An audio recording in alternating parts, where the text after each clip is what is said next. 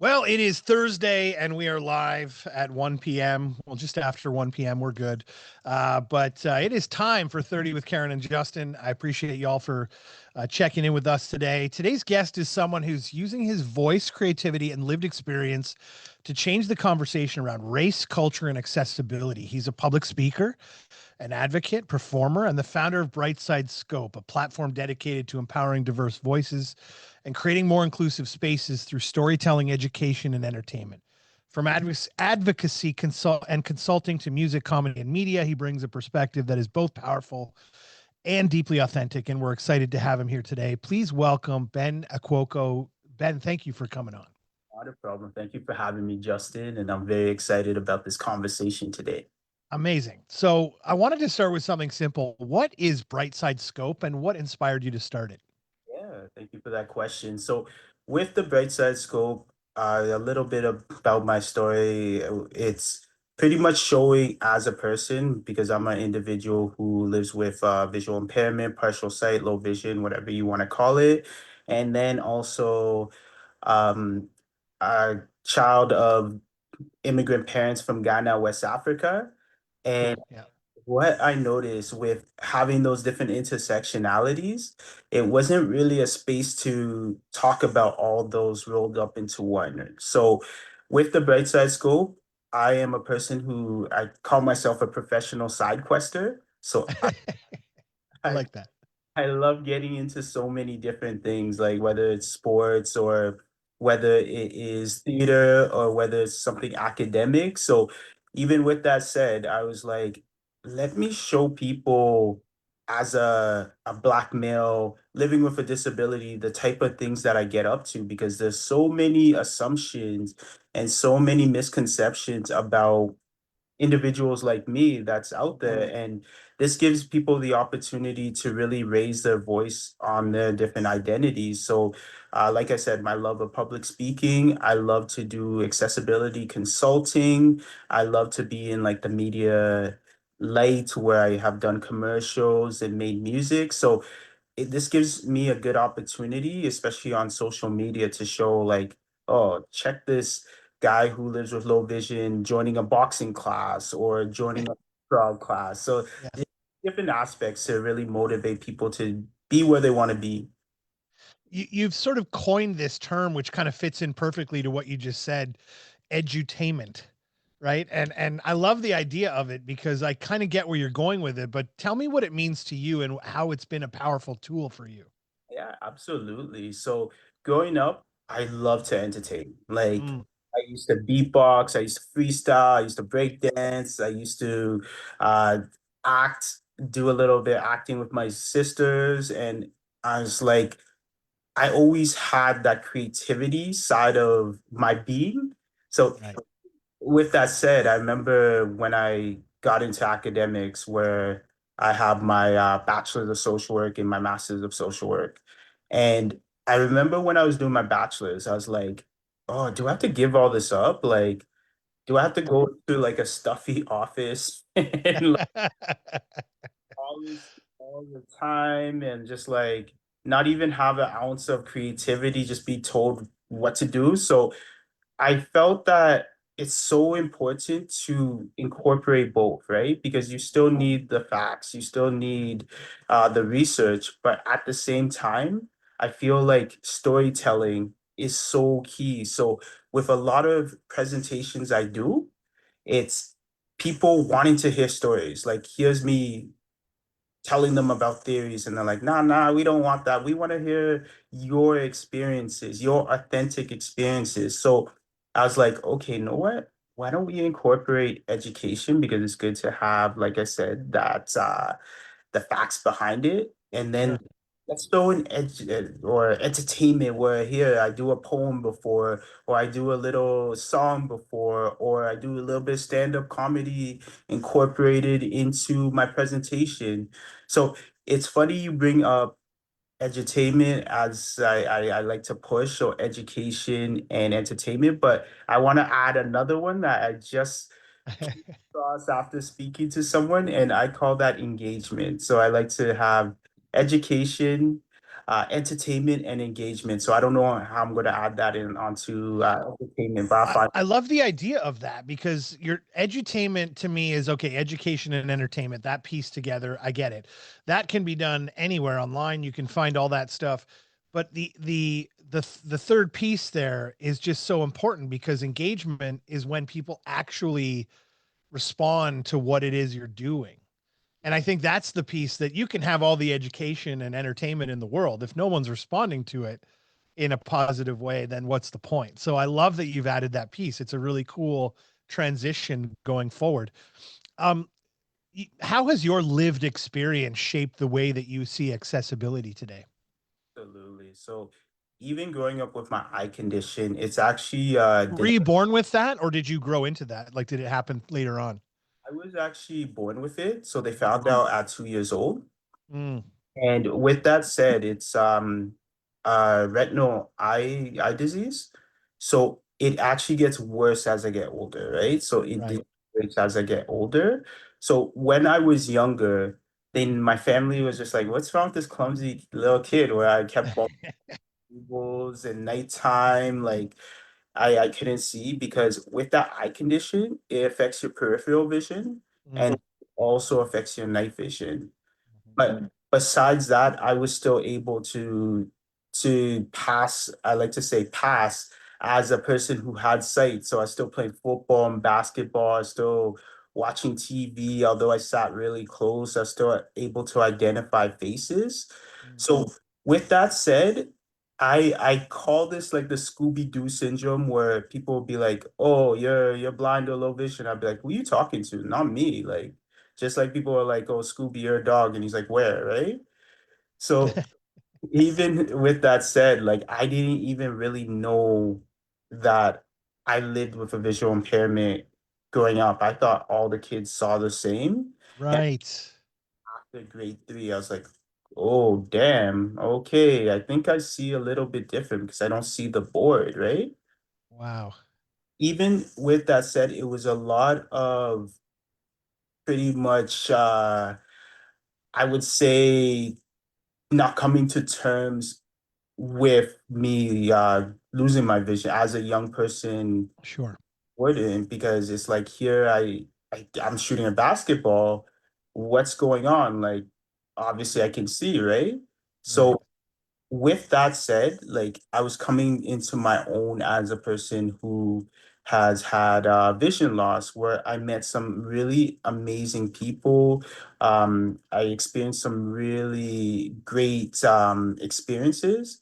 And with that said, like even me now in the social work field, plus doing the Brightside Scope and my other work experience, I look at the importance that accessibility is so key. And Mm, when you don't live it and you live in that a scope where you need accessibility, you notice that, well, this world is not really accessible for individuals with disabilities. And a perfect example is I know by a certain establishment, I won't mention the name, that I live by, they have a sign that's literally like my face level. You know what I mean? mm, For someone who can't see that well and has tunnel vision and focusing on where they're going, that I could walk into that easily and it's sharp, right? So right. almost that people who are not in the accessibility world are like, oh, that's just another sign, right?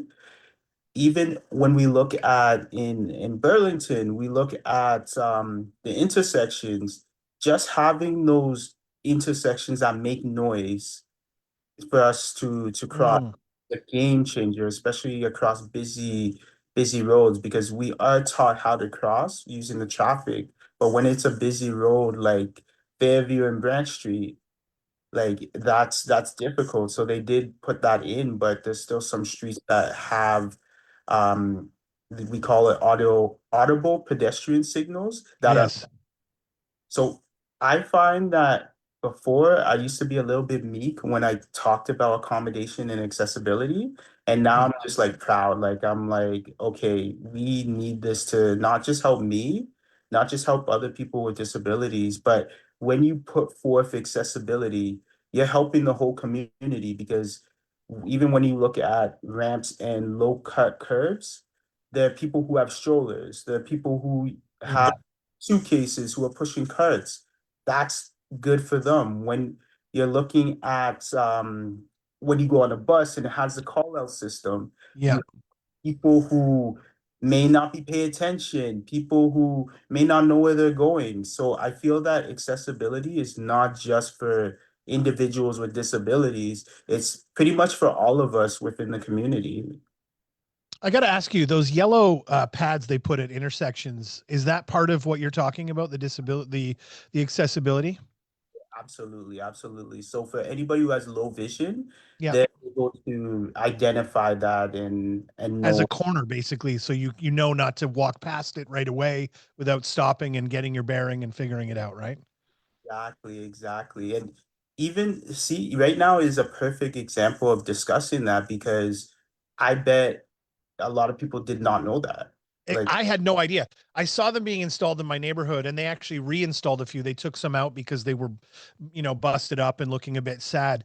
And so, so they've put some new ones in. And I watched the whole process because it took a few days, and they have to put a whole new concrete set in there and everything and all that. But I genuinely had no clue. I literally had no clue. I thought maybe it was just to show a corner for kids, or I don't know. Literally, just putting the pieces together while I'm speaking to you. That's why I asked that. perfect discussion because even a lot of people don't realize. So I have a couple of stories. I remember I went to Japan and I went with a friend and another friend. And in Japan, they actually have tracks that, as a cane user, you could put your cane into the little track and follow along so you know that you're not veering to the left or veering to the right. Oh my. Intersections. And I remember my friend was like, I had no idea what that was for. Or even before you go up a flight of stairs, you know how it's like the little bumpy things before a flight? Yes. So we call that uh wayfinding, right? So Right. with that said, if I'm using a cane, I know that I'm coming to a set of stairs. Before you hit the stairs, because you don't want to hit the stairs and And then you'll you go either over and down, or, crack your ankle on the stair or something like that, I'm sure. That's great. yeah, it's like Indiana Jones with the rolling boulder. That's what happened if I don't know for sure. Right. Yeah, that's interesting. Yeah, no, I mean, I've so again, like, just thinking about the city, the Burlington in general has just redone a couple of bus stops on Fairview Street that include now these large ramps to bring you down from the upper level of the bus stop, which is interesting. I mean, I'm starting to notice that more and more. It sounds like Burlington is a fairly well, like they think about this sort of thing. Yeah, and you know what? I find it from really great advocates. So we have some really great advocates in Burlington that speak up for stuff like this, right? Because the one thing I definitely love and I'm proud of Burlington is it's a place where people love to help, right? And people love to listen and it has just different type of people. So I find that yes, like I remember with Fairview on Brand, they didn't have the audible pedestrian signals. I gave a call in and a few months later they installed it. So yeah, I feel like they're pretty supportive and just like I said, people like myself and also allies as well to let the city know that this needs to be accessible, right? To work in conjunction with the city. So if I'm a disabled human being and I need something changed or have a thought about something, there is a line to call in myself and actually make those comments to the city. You could call in the city and then you could actually make um, a request and a form, and then just let them know like what you need accessible throughout the city, and they will do it the best they can. So I'm Amazing. lucky enough to work in advocacy, or I worked in advocacy before during my day Mhm. job. So I was lucky enough to stumble upon that. So Well, and again, if you don't know, you don't know. So hopefully there's some people watching this that have now learned something to be able to make some changes for themselves and their loved ones. right? That's pretty awesome. Like I genuinely had no idea. I've never thought about it. And the funny part was is I made a call to the city to fix my curb because the plows smashed it this year and like shredded it to pieces. It's the same thing. I mean, that's just aesthetic look. That means nothing for me, but I mean at the end of the day, it's far more important to have these accessibility items maintained and monitored so that we have them. And if from the city perspective as well, if the city doesn't know, they don't know. Mhm. So unless you tell them, what are they going to do? They're going to do nothing. That's it's funny because there was a lot of people up in arms about the census this year and complaining about having to give all their information. And it's like you don't realize the census is there to be able to create programming and understand how many people are in that area. And again, if you don't fill it out, they don't know. So it's the same idea here. If you don't speak up, they don't know. I have a very serious question for you now. We're going to get a little serious here, Ben, okay? I need to know, when did you first realize that your voice in particular, could be used for advocacy? Absolutely. So even growing up in a family of West African Ghanaian parents, you couldn't be quiet. Stay You on the got to side. speak up. There's a lot of like cultures or a lot of families in general who are like that, where if you're not saying something in that family, they're just gonna not even know you're there, right? Do you So have a bunch of brothers and sisters, or how does that? two sisters, and I had a lot of family live with me at one time. Yes. And like I said, even just my family, everybody's very opinionated, right? Everybody wants to get their opinions across. So from there, like even as a youngster, I was very shy. I was very quiet. I was very, oh my gosh, like no one's gonna listen to me. Let me stand by the side. And then I feel like as I got older, especially, and this is even like I would say developed like 5 years ago because I was very, very lax, like go with the flow. But then I realized I have nothing to lose if you Right. say something. We come across sometimes that if we say something, we're gonna anger someone, or we're gonna be a burden, or we're gonna upset someone. But what I realize is with advocacy, when you can spell something out for someone, Mm, share a story, when you could have a solution, then it's no reason for someone to get upset about it, right? hmm When you're coming at it where it's like, you just have to change this and just walk away, like, or yelling and spouting and swearing and cussing and all this, no one's gonna listen. They're gonna think you're aggressive, right? So what I have learned is it's so important. It's just like what you said. If you don't say something, no one's gonna know. hmm We can't have the expectations that people could read our mind, right? So I learned that, yeah, you definitely have to use your voice, and not only for yourself. With public speaking, there's been times where I've done some talks at universities or even elementary schools or community organizations. And I had someone come up to me after all the time. People come up to me after and they're like, I experienced something similar or something uh, similar to your circumstance. And thank you for saying this. This was really motivating, right? So mm, I think to myself, when I use my voice, there's someone out there who I am creating a trail or a path for them to use the voice. And that's what the Brightside Scope is about, right? Like, although it's based around my experiences, I still want to motivate people to get on social media or to get in different platforms or to get in the community and share their stories and be as creative, be themselves when they do share their story. How does race and culture and disability intersect in your work and your identity as well? Absolutely. So even with that said, is the way I experience something as a person with low vision and blindness, as a black man, is going to be so different than the way someone else experiences it. And not that it's harder, not that it's easier, but it's just the way you look at the experience. Like even for me as a male who has a disability, my experience is going to be so different from a female who has a disability. So even a perfect question, perfect story, I remember when I used to work shift work, and it was a place where we would be going home at 12 a.m., 1 a.m. at night. And I remember me walking home. I could be like, gosh, la la la la, or I have my cane, I don't feel worried. But I remember my colleague making mention of her feeling worried of Right. using cane. And this is why I like life, because you're always learning. Here's me being like, oh well, I walk home with a cane too. Why are you worried? And now looking back and catching myself, oh my gosh, safety, right? Mm, Certain places and spaces where sometimes we feel that we don't belong because it is, we don't feel like our culture is really seen in those spaces. So I remember in the past, a lot of spaces for blind or low vision, it'd be like, okay, we have these braille books, but do they have racialized authors, right? right.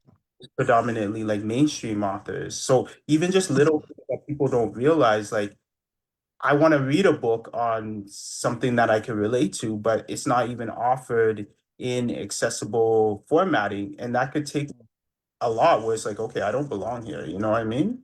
Mm, So even just looking at those little things where my goal, my goal on this world is for everybody to be represented, right? mm, You could have a disability or a certain mobility disability, but feel that you're still represented in your culture or religion or race, right?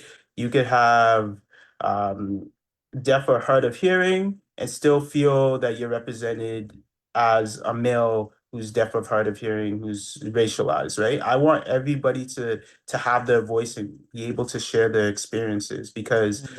I found that because people felt that, oh, this had nothing to do with nothing, or this had nothing to do with being blind or low vision. It does go a long way in Sure. the way you navigate through life, for sure. So you mentioned public speaking and all of these thoughts that are coming at us here, which are just intense and amazing. How do you balance sort of the idea of storytelling and advocacy and the music and the comedy and the things that you do with your public speaking to kind of get your point across? Like, how does that play out for you? So I learned this when I did social work, is people open up when they feel like they could relate to you or they feel like they feel comfortable with you. Mm. So I found with public speaking, when I embraced comedy into public speaking, I felt that people would kind of be like, okay, like a little bit more interested. When you have, yeah, I remember I was talking to a room full of different CEOs, a part of community organizations. And I was like, know what? Let me open it up with a song, right? Mm. Let me open it up with one of the songs I made. And I found that people were like, whoa, you know what I mean? I never knew you did this. And people were excited and the energy came, and then I could do my speech, right? Like you have to capture people. You have to capture people's imagination. You have to take them on a ride with a presentation. If I just come in, here's these stats, here's these stats, here's these stats, give Mm. me my money, I'm going home. Like it's not relatable. And also, I find with creativity and laughter and comedy, I gotta even admit, like growing up, disability was heavy, race was heavy, culture was heavy. And carrying that heaviness, I feel like right now we are in a time where we have to celebrate where we have come from, right? And we have to like when you're in social work and when you're in this space, you're constantly hit with the heaviness, the advocacy, the oppression, which is fair to be, but you have to have time where you have to just lighten it up, right? You have to. I love that. That's amazing. I mean, at the end of the day, there's a couple things I think here when I'm listening to you talk, right? I think that there's a lot of people that would use, and I'm not saying it's not justified, but they could feel victimized by their disability, by their racial, status or whatever. There's all kinds of things, and they are in a lot of ways. Don't get me wrong. I'm not saying they're not, but what I find interesting about you is you've taken all of those stereotypes and those stigmas that you would deal with on a daily basis, and you probably still do today. And you've sort of flipped it on its head to be able to say, listen, I'm not going to stand for this. And I'm going to go out there. Not only that, am I not going to stand for it in my own world, but I'm going to go out and help change other people's worlds too, and give other people a voice too, which I think is what I'm hearing is your bigger mission here. Absolutely, absolutely. And it creates conversation. And the one thing I find, especially with the mindset, my mantra of the Brightside Scope, is I want to have a conversation with people, right? I want to Mm-hmm. have a conversation with people about accessibility or people about oppression and not make it so heavy because I find when it is heavy, when it is negative, when it is this and that, this you did this, you did that. I feel that people take it away by feeling judged, right? Or people want to get a point across. But when you do come with it in a conversation, like start off by talking about sports, right? And then get into the conversation. You know what I mean? It Mm-hmm. becomes a discussion, it becomes a conversation, it becomes authentic, right? So that's definitely what I try and push with for with the creativity and the comedy and like just having entertainment. Yeah, this is like, and I hate to tell you this, but this is like marketing 101 that you're practicing right now because, we do the same thing. I'm sick and tired of stuffy old boring real estate videos. I try to bring a little bit of comedy into it to help people relate and want to stick around a little longer to see the house. So it's just everybody laughs. I don't care how stuffy or stuck up you are or whatever.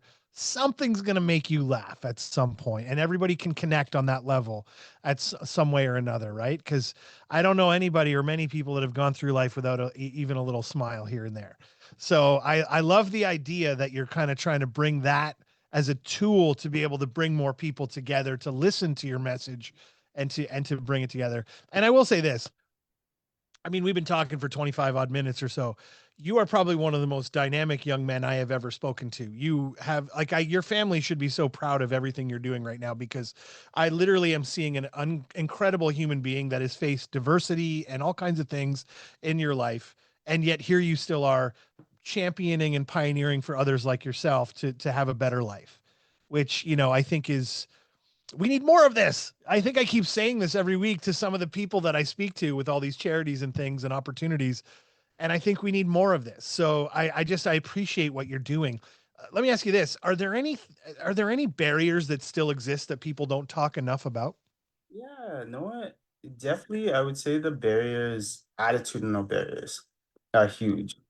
So, Right. attitudinal barriers of what I can do and what I can't do. So, it's a lot of assumptions, even when I'm walking through my neighborhood or going wherever, it's a lot of assumptions that, oh, you can't do that by yourself. How did you do that? And like, even there's times I'm calling an Uber and they're like, did someone call that for you? It's like, no, I use my technology. And I gotta be fair with it. What you don't know is what you don't know, right?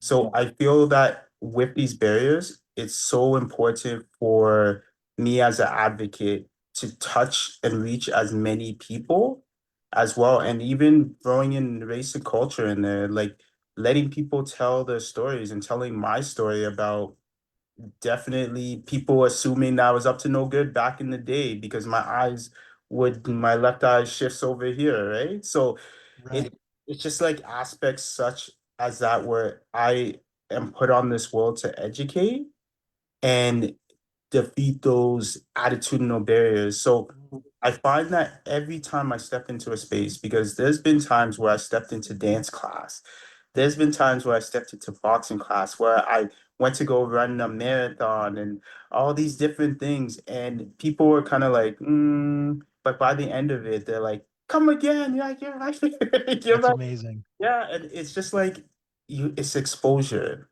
Right. and I just feel that attitudinal barriers need to be people need to learn And then at the same time, another barrier is just people who just don't want to learn, who refuse. Like, I have no time for this.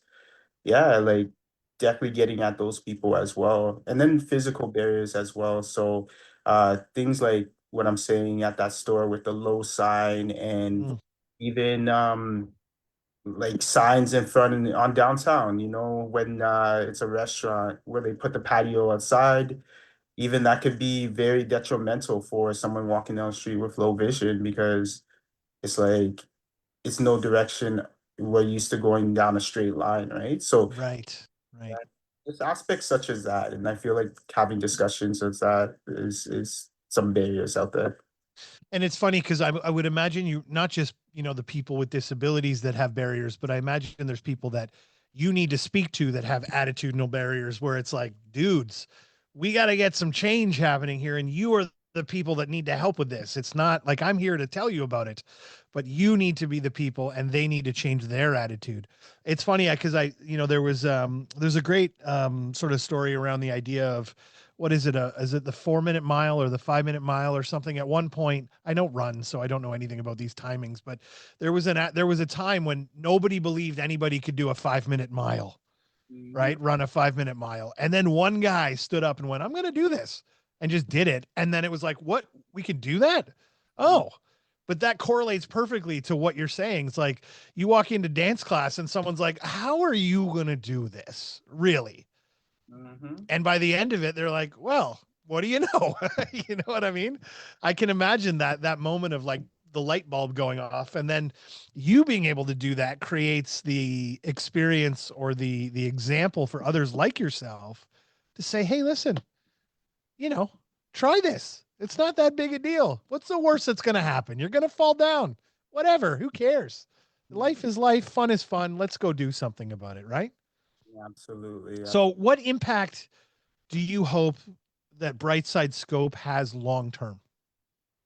I hope that the Brightside Scope is a platform for people to have a voice and for people to be comfortable with having a voice and for people to be comfortable with incorporating accessibility and incorporating discussions about like race and culture and being okay with talking about that, right? Like I know one of my biggest goals is in I'm like those high achiever. I'm aiming for the stars. So my biggest goals is for people to even because before growing up as a person of blindness, low vision, it almost felt like people were scared to talk to me, right? People were scared to interact. Gotcha. Yes.